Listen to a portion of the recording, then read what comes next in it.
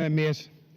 Hamas-johtaja Ghazi Hamadin mukaan lokakuun hyökkäyksen hyödyt näkyvät Israelin kansainvälisen paheksunnan voimistumisessa sekä syksyn YK:n yleiskokouksessa.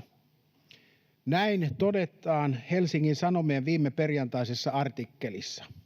Hamasin johtajan mukaan lokakuun iskun hyödyt nähdään nyt. Olemme odottaneet tätä hetkeä 77 vuotta, hän toteaa. Isku loi palestiinalaisten asialle kultaisen hetken kansainvälisen paheksunnan kasvaessa Israelia kohtaan. Tämä lausunto kuvaa selvästi, miten Gazan tragedia on Hamasin strategia ja miten kansainvälinen yhteisö on toiminut tuon strategian mukaisesti. Gazassa on eletty terroristijärjestön logiikalla, jossa Hamasin viha vastustajaa kohtaan on suurempaa kuin rakkaus omaa kansaa kohtaan.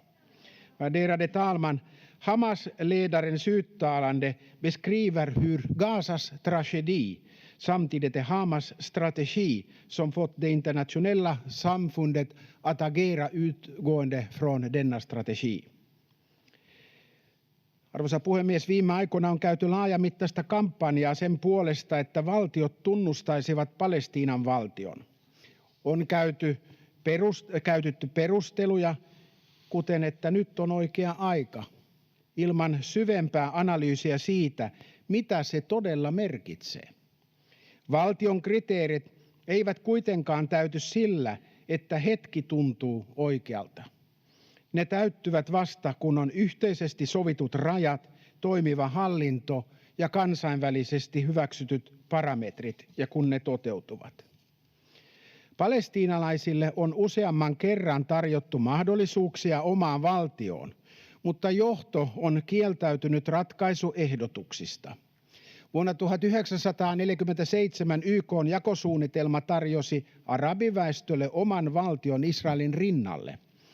Israel sen hyväksyi, mutta palestiinalaiset torjuivat ratkaisun, minkä jälkeen arabimaat hyökkäsivät Israeliin. Israel on sen jälkeen joutunut toistuvasti puolustamaan olemassaoloaan naapurimaiden aloittamissa sodissa sekä nykyisin Hamasin, Hizbollahin, Jemenin hutikapinallisten ja Iranin hyökkäystä vastaan. Tällä hetkellä vain 6 arabimaata on tunnustanut Israelin valtion. Arvoisa puhemies, presidentti Trumpin eilen esittelemä ja on jo monesta suunnasta kannatusta saanut suunnitelmaa Gazan sodan päättämiseksi, ja se on oikea askel eteenpäin.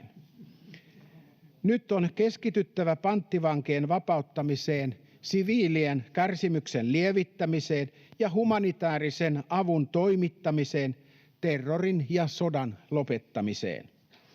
Kristillisdemokraatit eivät hyväksy Israelin hallinnon ylilyöntejä, vaikka tunnustammekin sen oikeuden puolustaa maataan. Mutta emme kuitenkaan myöskään hyväksy, että sota käännetään vain Israelin syyksi. Rauhan asiaa ei palvele Israelin eristäminen eikä se, että islamilainen radikalismi ja antisemitismi saa maaperää länsimaissa, mihin Hamas, Hizbollah ja Iran pyrkivät. Eduskunnan hyväksymässä UTP-selonteossa todetaan, ratkaisun on perustuttava kansainvälisesti hyväksyttyjen parametrien mukaiseen ja osapuolten kesken neuvoteltuun 2 valtion malliin.